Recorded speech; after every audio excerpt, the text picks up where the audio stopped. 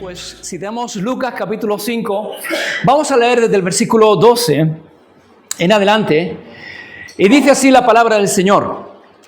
Sucedió que estando él, Jesús, en una de las ciudades, se presentó un hombre lleno de lepra, el cual, viendo a Jesús, se postró con el rostro en tierra y le rogó, diciendo: Señor, si quieres, puedes limpiarme. Entonces, extendiendo él la mano, le tocó, diciendo: quiero, sé limpio. Y al instante la lepra se fue de él. Y él le mandó que no dijese a nadie nada. Dice, sino ve, le dijo, muéstrate al sacerdote y ofrece por tu purificación, según mandó Moisés, para testimonio de ellos.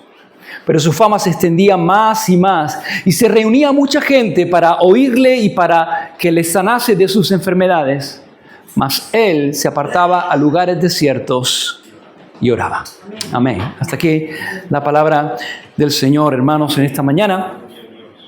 Y continuamos con este recorrido que estamos haciendo en el Evangelio de Lucas, con nuestro estudio de este Evangelio de Lucas.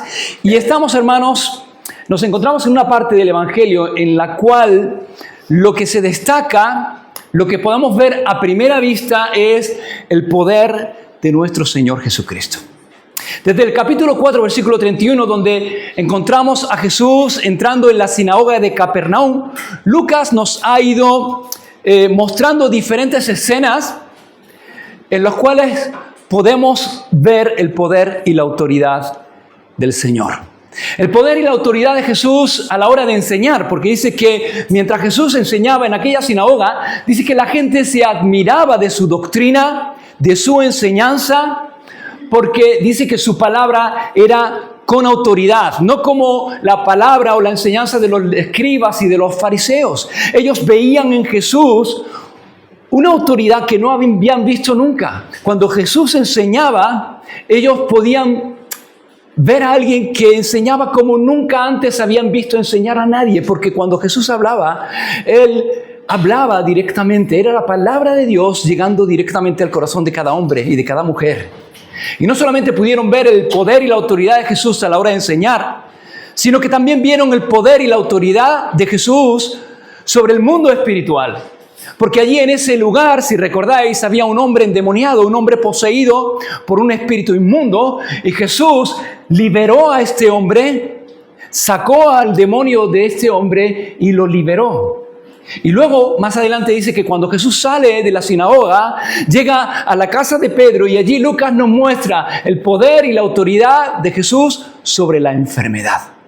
Porque la suegra de Pedro estaba enferma con una gran fiebre, de tal manera que no tenía fuerzas para estar de pie, estaba tumbada, y Jesús se acerca a ella, se inclina a ella, la toma de la mano, la sana, y esta mujer inmediatamente es sanada e inmediatamente se pone a servir al Señor.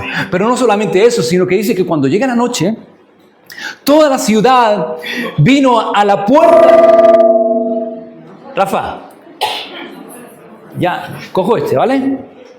Vale, a ver si así no nos asustamos. Corto este y cojo este. ¿Vale? ¿Sí? ¿Se me escucha? Muy bien. Decía que no solamente pudimos, Lucas nos mostró el poder y la autoridad de Jesús para sanar, en que sanó a la suegra de Pedro, sino que cuando llega la noche toda la ciudad se agolpa a la puerta de la casa de Pedro, trayendo una multitud de enfermos con diferentes enfermedades y personas endemoniadas. Y dice que Jesús, poniendo su mano sobre cada uno de ellos, los sanó y los liberó. Y cuando llega el capítulo 5, Lucas continúa hablándonos del poder y la autoridad de Jesús. Y si recordáis, la semana pasada pudimos ver el poder y la autoridad de Jesús para proveer. Porque Pedro y sus amigos habían estado trabajando toda la noche, pero no habían pescado ni un solo pez. Y en un momento Jesús llenó sus barcas. Y podemos ver el poder, que Jesús tiene poder para suplir nuestras necesidades, y Jesús tiene poder para llenar aquello que está vacío. Y hermanos, de la misma manera que la barca de Pedro estaba vacía hasta que llegó Jesús, la vida del hombre, nuestra vida, está vacía sin Jesús. Y por mucho que tratamos de llenar el vacío de nuestro corazón con 1000 cosas, no podemos llenar ese vacío en nuestro corazón. Porque hemos sido creados por Él y para Él. Y nuestra vida solamente encuentra descanso y reposo cuando estamos en Él. Y solamente haya sentido y propósito cuando estamos en Jesús. Hermanos, en todos estos pasajes, en todas estas escenas que nos muestra Lucas, podemos ver dos cosas. Hay dos cosas en común: poder y necesidad. El poder de Jesús y la necesidad del hombre. Y cuando el poder de Jesús se encuentra con la necesidad del hombre, el poder de Jesús es mayor. Y hermano, amigo, yo no sé cómo tú puedas estar en esta mañana. Yo no sé cuál pueda ser tu necesidad, con qué necesidad has venido tú a este lugar, con qué necesidad te estás acercando al Señor. Pero sí sé una cosa, que el poder de Jesús es mayor. Y que no hay necesidad que el poder de Jesús no pueda alcanzar y no pueda suplir. Y en estos capítulos de Juan, de Lucas, y a lo largo del Evangelio, Lucas nos muestra y podemos ver quién es Jesús. Que Él es el que tiene todo el poder y toda la autoridad. Que Él es el Todopoderoso, Él es Dios. Pero también podemos ver quién es el hombre, quién somos nosotros. Personas necesitadas del Señor Jesús.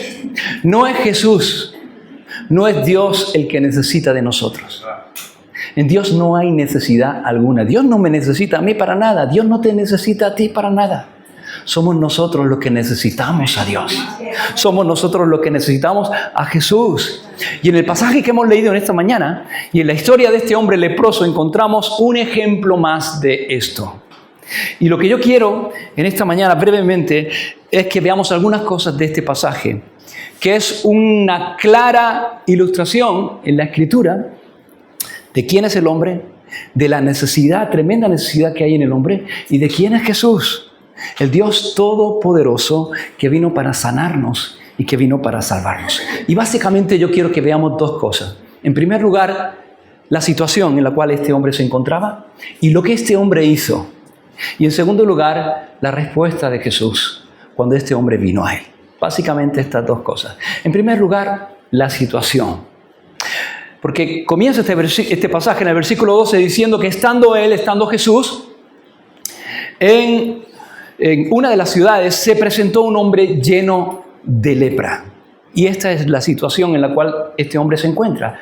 Nos muestra a un hombre con una necesidad, y la necesidad de este hombre es que estaba enfermo y su enfermedad era la lepra. Hermanos, la lepra era una enfermedad terrible.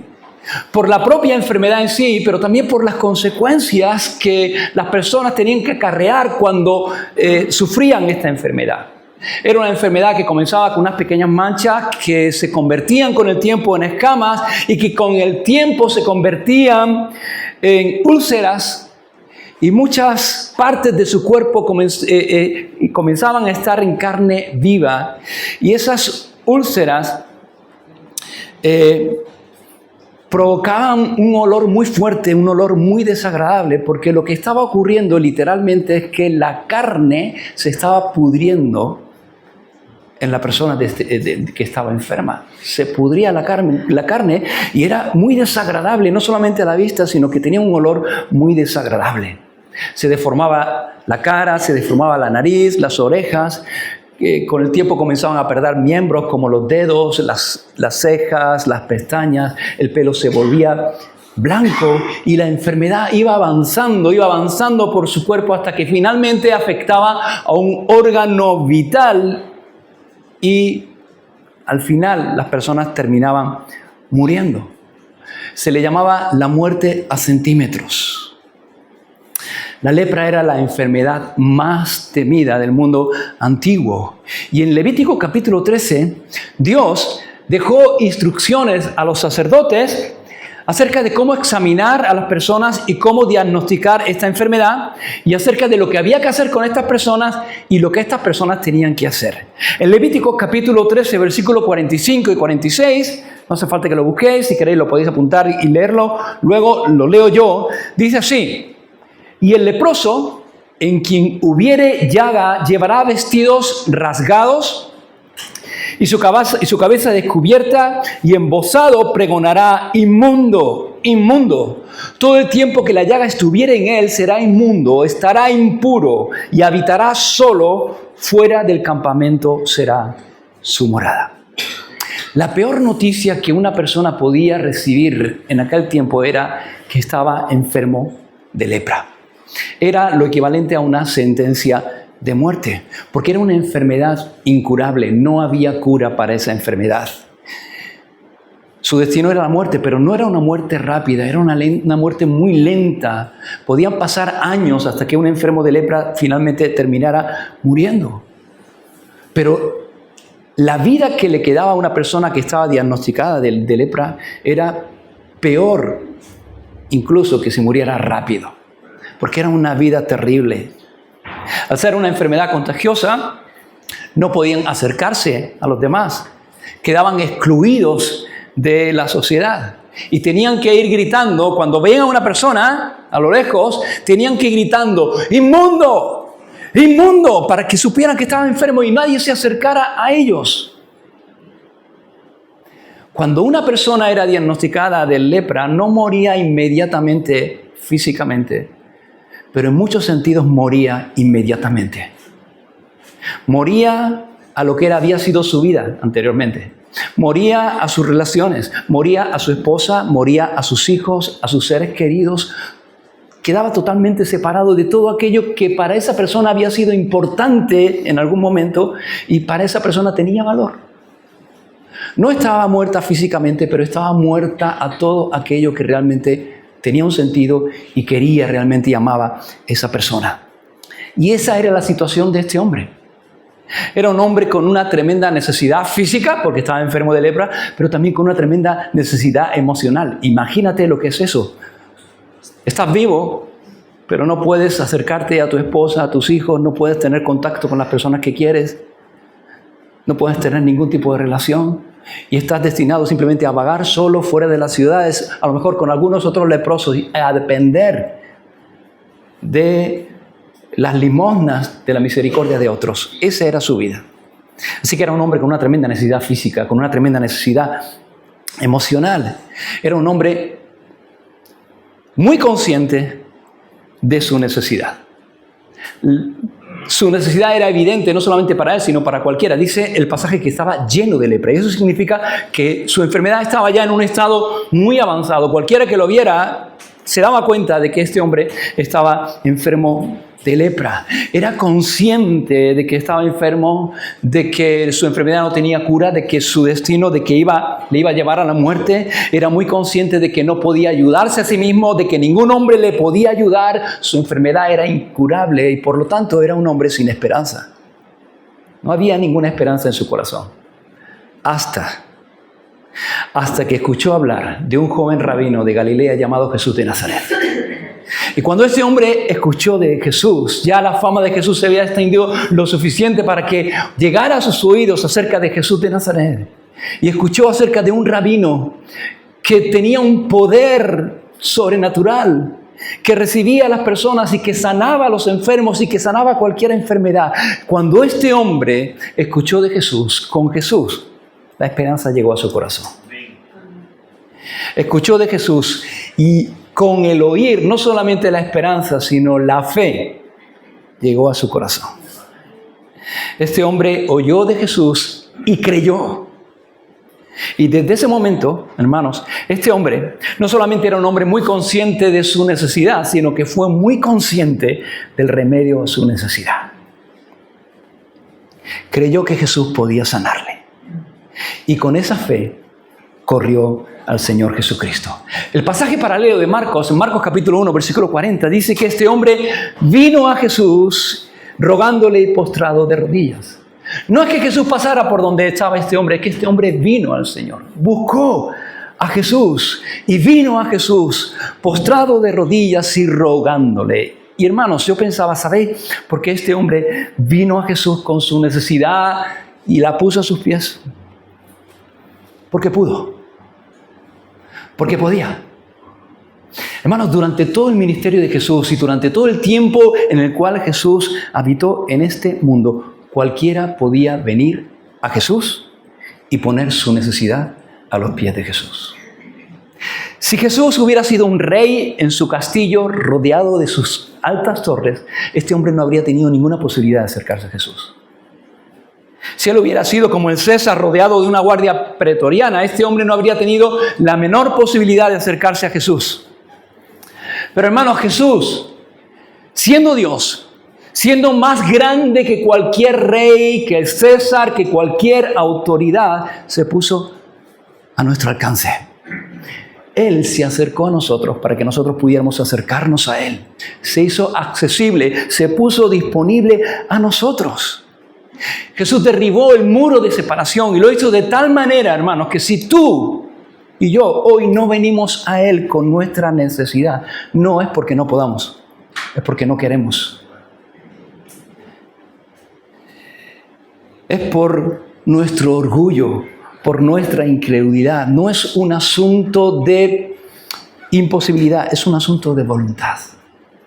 Este hombre escuchó de Jesús y en su corazón tuvo un deseo de ir al Señor, era su única esperanza. Y vino al Señor. ¿Y cómo vino? Dice el versículo 12, dice que este hombre vino y se postró con el rostro en tierra y le rogó diciendo: Señor, si tú quieres, puedes limpiarme. ¿Cómo vino este hombre? Hay dos características que yo veo en este hombre. En primer lugar, humildad. Este hombre vino y postró su rostro en tierra y vino rogando a Jesús y diciéndole: Señor, reconociendo quién era Jesús y reconociendo quién era Él. Que Jesús es el Señor sobre todas las cosas, el Señor incluso sobre su enfermedad, y que Él era una persona que necesitaba de ese Señor. Y vino con la humildad, pero vino también con fe, porque este hombre dice: Señor, yo sé que si tú quieres, tú puedes limpiarme. Este hombre, hermanos, no tenía ninguna duda acerca de lo que Jesús podía hacer. No tenía ninguna duda de que Jesús podía sanarlo. Creía con toda seguridad, con toda firmeza, que Jesús tenía el poder para sanarle, para hacer algo que nadie podía hacer. Estaba completamente seguro de que Jesús podía hacerlo. Y cuando yo leo esto, yo pienso: ¿qué es lo que creemos nosotros? ¿Qué crees tú? ¿Qué crees que Jesús puede hacer? ¿Crees que Jesús puede obrar en tu vida? ¿Crees que Jesús puede obrar en tu necesidad, sea cual sea? ¿Crees que Jesús puede romper tus cadenas y liberarte del vicio y de cualquier cosa? ¿Crees que Jesús puede sanar tu enfermedad? ¿Crees que Jesús puede tocar a tu esposa o a tu esposo, o puede cambiar a tu esposa o a tu esposo? ¿Crees que Jesús puede tocar a tus hijos y puede salvarlos? ¿Qué es lo que creemos? ¿Qué es lo que crees de Jesús? Porque lo que tú creas que Jesús puede hacer va a determinar si vas a venir a Él o no. Lo que tú creas que Jesús puede hacer va a determinar el carácter de tu oración, porque nunca vamos a pedir al Señor lo que no creamos que Él pueda darnos. Nunca. Nunca vamos a pedir a Dios lo que no esperamos recibir. Pero si tú tienes fe en que Jesús tiene todo el poder y toda la autoridad sobre cualquier circunstancia, que tú tienes una necesidad, pero que Jesús tiene el poder, y que el poder de Jesús es mucho mayor que tu necesidad, y vienes a Él con humildad y con fe, entonces tú puedes venir a Él y el Señor va a obrar. Este hombre vino a Jesús y vino como vino porque era consciente de dos cosas: una, de su necesidad, y dos, del poder de Jesús, de que Él podía hacer algo. Y hermanos, si no venimos al Señor muchas veces es porque o no conocemos el poder de Jesús o no somos conscientes de nuestra necesidad. Porque si realmente pudiéramos ver nuestra necesidad, que estamos perdidos sin Él, y pudiéramos ver el poder de Jesús, que Él es el que tiene el remedio, vendríamos, correríamos a Él. Pero si no lo hacemos es porque o no somos conscientes de nuestra necesidad o no somos conscientes del poder que hay en Jesús. O hay una tercera posibilidad: no creemos que Jesús quiera obrar en nuestras vidas. Y esa era la duda del leproso, porque él viene diciendo: Señor, yo sé que tú puedes limpiarme. No tengo ninguna duda de tu poder. Yo sé que si tú quieres, puedes limpiarme. Y la pregunta de la cuestión era, ¿querrás, Señor? ¿Querrás obrar en mi vida? ¿Querrás obrar en mi corazón? Porque no lo merezco. Mira, este hombre tenía dos cosas claras. Una, que el Señor tenía el poder para sanarlo, era el remedio, pero que él no podía exigir que Dios le sanara. No tenía méritos. Y ese es el Evangelio. Y el Evangelio se aplica a nuestra vida cuando venimos a Él no en base a nuestros méritos, no exigiendo en base a nuestros méritos, sino simplemente arrojándonos, viniendo a Él, poniendo nuestra fe en Él y arrojándonos a su gracia y a su misericordia.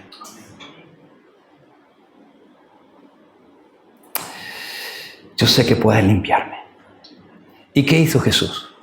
Esto es lo que este hombre hacía. Este hombre tenía una tremenda necesidad, escuchó de Jesús, con el oír vino la fe, vino a Jesús, se postró, vino en humildad, vino con fe, diciendo, Señor, si quieres, puedes limpiarme. ¿Y qué hace el Señor?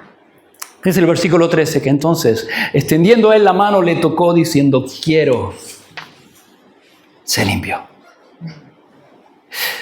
Imaginaos la escena. A mí me gusta muchas veces imaginarme la escena. ¿Sabe? Mateo dice que cuando ocurrió esta escena, Jesús estaba rodeado de una multitud. Estaba rodeado de gente. La multitud buscaba al Señor, estaba rodeado de gente.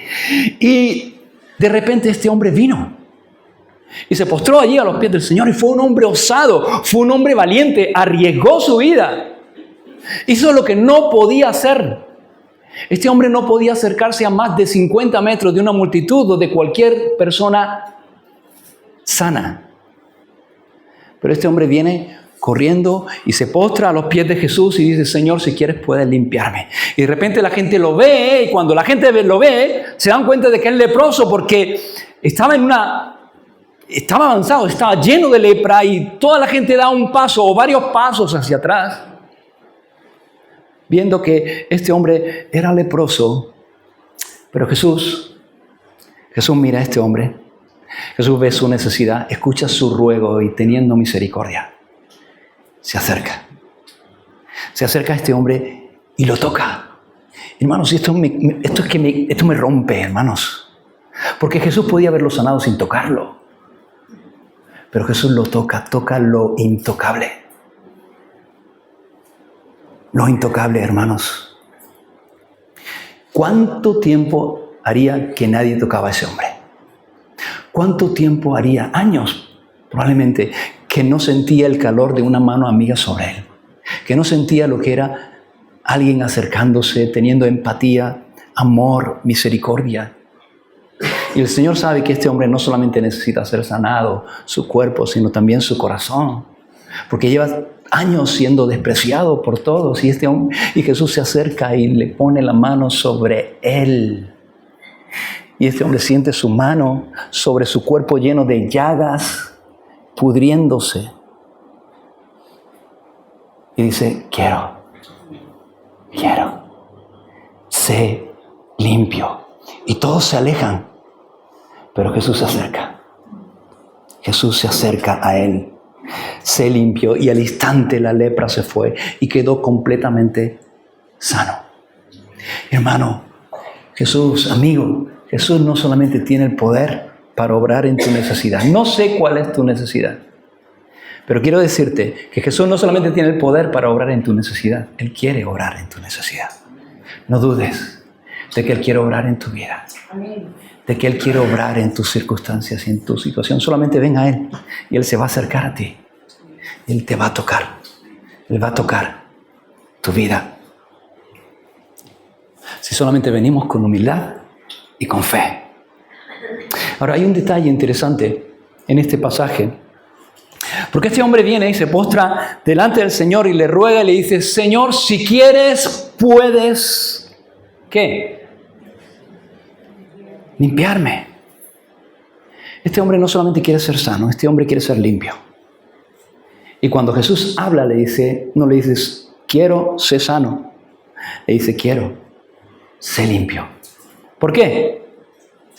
Porque en la Biblia, hermanos, la lepra es un símbolo del pecado.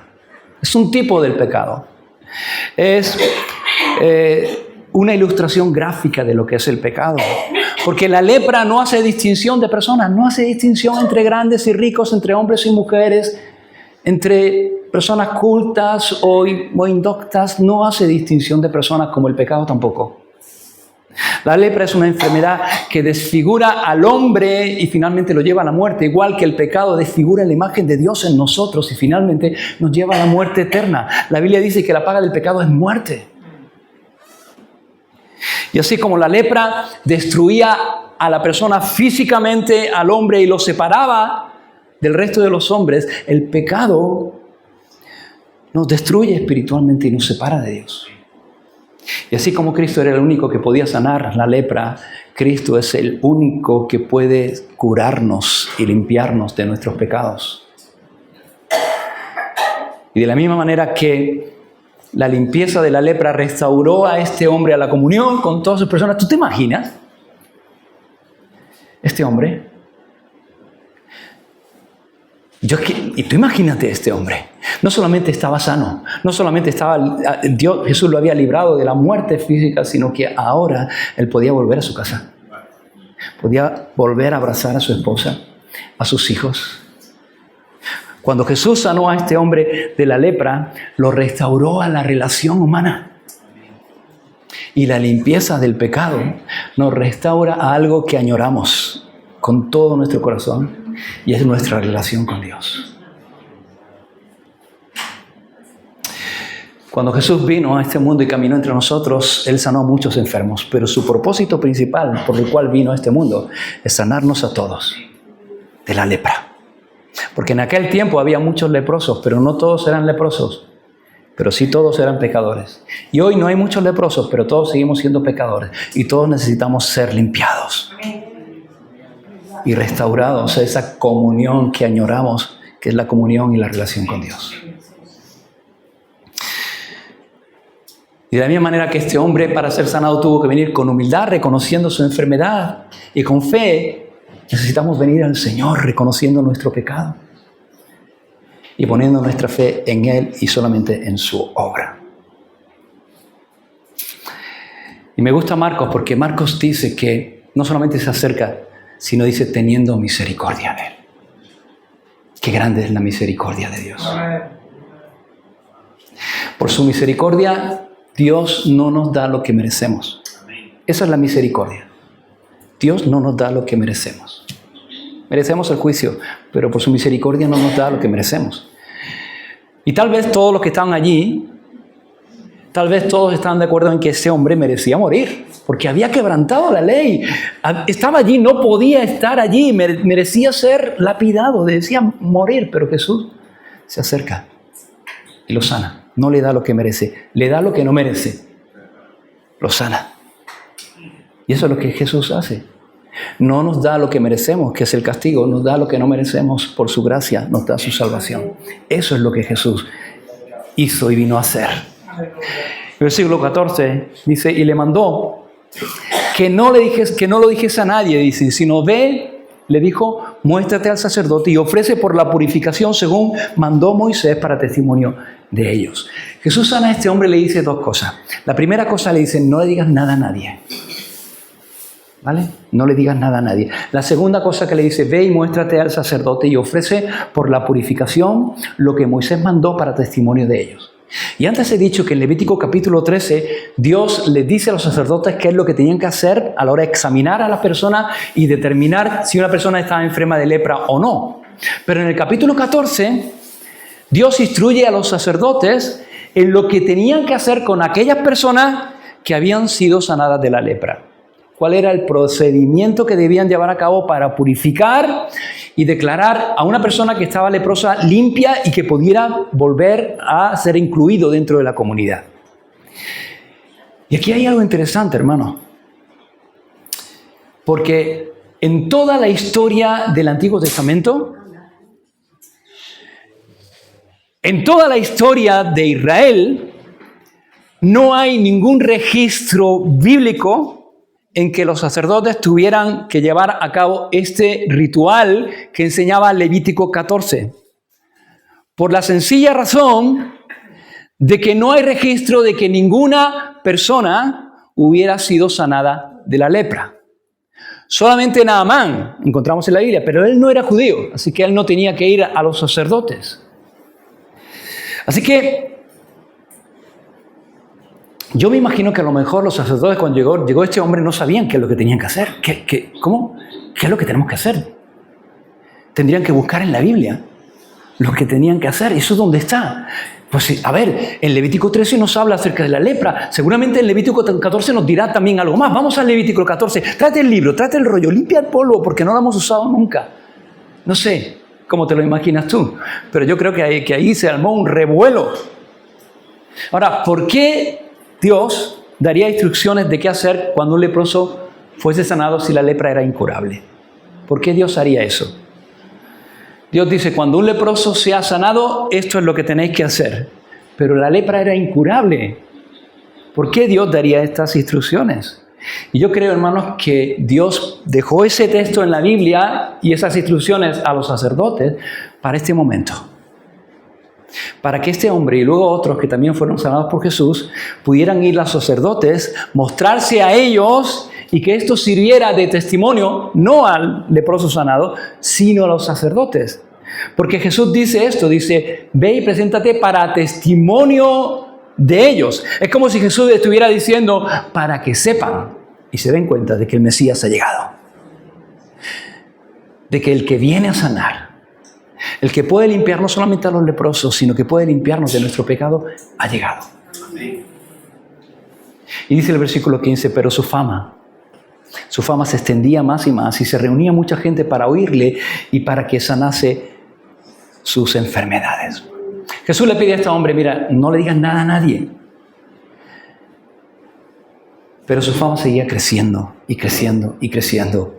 Y dice que las multitudes acudían a Jesús. Y aquí nos dice que acudían por dos motivos, dos razones. Dice, para escuchar su enseñanza, para oír a Jesús y para recibir sanidad. ¿Para qué venimos nosotros a Jesús?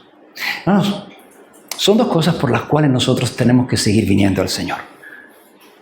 Para oír su palabra y para que el Señor siga obrando en nuestras vidas. ¿Cuál debería ser nuestra motivación para venir a Jesús? ¿Cuál es tu motivación? ¿Cuál debería ser nuestra motivación para venir a Jesús? Bueno, en primer lugar, evidentemente, nuestra necesidad. El hombre debería venir a Jesús porque está tremendamente necesitado de Jesús. Necesitamos a Jesús. Sin Él estamos perdidos. Necesitamos a Jesús, necesitamos que Él nos salve, necesitamos un Salvador. Y esa es la primera razón por la cual deberíamos venir a Jesús. Hermanos, a veces nosotros cuando predicamos el Evangelio, podemos cometer el error de decir, ven a Jesús, ven al Señor. Sigue al Señor, porque si sigas al Señor, la vida te va a ser mejor. Te va a ir mejor en tu familia, te va a ir mejor con tus hijos, te va a ir mejor en la vida. Vas a tener una seguridad y una paz que no vas a tener sin Jesús. Y hasta cierto punto es verdad. Es decir, la vida con Jesús es mucho mejor. Pero la razón por la cual las personas deberían venir a Jesús no es porque con Jesús la vida es mejor, sino porque sin Jesús están perdidos. Sin Jesús estamos perdidos en nuestros delitos y pecados. Y hermanos, tenemos que predicar un evangelio no en base al beneficio personal, sino en base a nuestra necesidad personal. Venir a Jesús no para que la vida nos vaya bien, sino porque necesitamos que el Señor salve y sane y nos limpie de nuestros pecados. Así que nuestra primera motivación para venir a Jesús debería ser nuestra necesidad. Pero una vez que somos salvos, hermanos, necesitamos venir, necesitamos seguir viniendo al Señor, hermanos. Y la motivación principal para venir al Señor debe ser conocer más a Jesús, conocerle más. No lo que Él ya me pueda dar. Yo no vengo a Jesús por lo que Él me pueda dar. Yo vengo y le adoro por lo que Él me ha dado. Y le sirvo por lo que Él ha hecho por mí, no por lo que Él puede hacer. Y debemos venir al Señor y necesitamos seguir viniendo al Señor para conocerle más. No para conocer de Él, sino para conocerle a Él, para experimentarlo más. Y hermanos, lo conocemos a través de su palabra. a través de lo que Él dice, de sus dichos, pero también a través de sus hechos, a través de lo que Él hace en otros y sobre todo a través de lo que Él hace en nosotros. Y en todo este proceso, hermanos, mientras el Señor va haciendo cosas en nosotros y mientras vamos aprendiendo y escuchando y dejándonos guiar y dirigir por su palabra, vamos conociéndole más y vamos amándole más. Porque es imposible conocer a Jesús y no amarle. Y cuanto más le conocemos, más le amamos, hermanos. Dice el versículo 16, mas Él se apartaba a lugares desiertos y oraba. Y así termina este pasaje. Él se apartaba a lugares desiertos y oraba. En la medida que su fama se extendía, las multitudes crecían. Pero Jesús se apartaba a lugares desiertos, a lugares donde no había nadie, a tiempos de silencio, a tiempos de soledad con su Padre. Las multitudes buscaban a Jesús y Jesús buscaba a su Padre. Buscaba tiempos de intimidad, tiempos de oración con su Padre. Y hermanos, mientras las multitudes crecían y su fama crecía, también crecían las demandas de las multitudes hacia Jesús. También crecía el trabajo del Señor. Si había alguien que estaba ocupado, si había alguien que tenía cosas que hacer, ese era Jesús. Pero Jesús nunca tenía tantas cosas que hacer para no tener un tiempo a solas con su Padre. Él no dejaba que las multitudes ni la presión de la gente marcara su agenda. Y la prioridad en su agenda era su tiempo con su Padre. Y esa debe ser también nuestra prioridad en nuestra agenda. No sé cuál es la prioridad en tu agenda, pero nuestra prioridad en nuestra agenda debería ser pasar tiempo con nuestro Padre, porque lo necesitamos, hermanos. Como decía Tozer, la oración no debe ser solo una preparación para el ministerio. A veces tenemos algo que hacer o tenemos que servir al Señor y oramos, Señor. ¿Por qué? Porque nos sentimos muy dependientes del Señor. Sabemos que nuestra competencia viene de Él. No tenemos ninguna competencia para hacer la obra de Dios porque es la obra de Dios y solamente Dios puede hacer la obra de Dios. Y nosotros queremos ser simplemente canales para que Dios obre. Y cuando tenemos que servirle, pues oramos, ¿no? Y cuando tenemos que servirle en algo, oramos, ¿no? A veces cuando tenemos que predicar, o me acuerdo las primeras veces que tienes que predicar, estás tan nervioso, Señor, y oras y oras. Pero decía Tozer que la oración no debe ser una preparación para el ministerio, debe ser nuestro principal ministerio. Nuestro principal ministerio. La actividad, como decíamos algunas semanas atrás, no debe sustituir nunca la intimidad. Jesús nunca permitió que la actividad, la gente, las demandas sustituyeran su intimidad con el Padre. Y ese tiempo, hermanos, debería ser también una prioridad para nosotros. Y si no lo es, deberíamos hacérnoslo mirar. Porque estamos desenfocados un poco. Nuestro orden de prioridades no está en un orden correcto y entonces todo se descabala un poco. Cuando nuestro orden de prioridades está correcto, todo lo demás va funcionando de una manera natural. Y así termina, diciendo que las multitudes venían, pero Jesús se apartaba a lugares desiertos y oraba. Y quiero terminar, hermanos, y antes de pasar a compartir el pan y el vino, podemos hacer una conclusión con muchas cosas que hemos visto, pero yo pensaba que ahora que vamos a tomar el pan y el vino, venía a mi mente una vez más esta escena, ¿no?, de Jesús tocando al leproso. Porque nadie tocaba a un leproso. Y nadie tocaba a un leproso no solamente porque la enfermedad era contagiosa, sino porque según la ley, el que tocaba a un leproso quedaba impuro espiritualmente. Pero en este caso ocurre exactamente lo contrario. No es la impureza del hombre la que contagia a Jesús, es la pureza de Jesús la que transforma al hombre. Y esto, hermanos, es una imagen de lo que Jesús hizo por nosotros y es una imagen preciosa de la cruz, de lo que ocurrió en la cruz del Calvario. Porque en la cruz Cristo tomó nuestra impureza para darnos su justicia.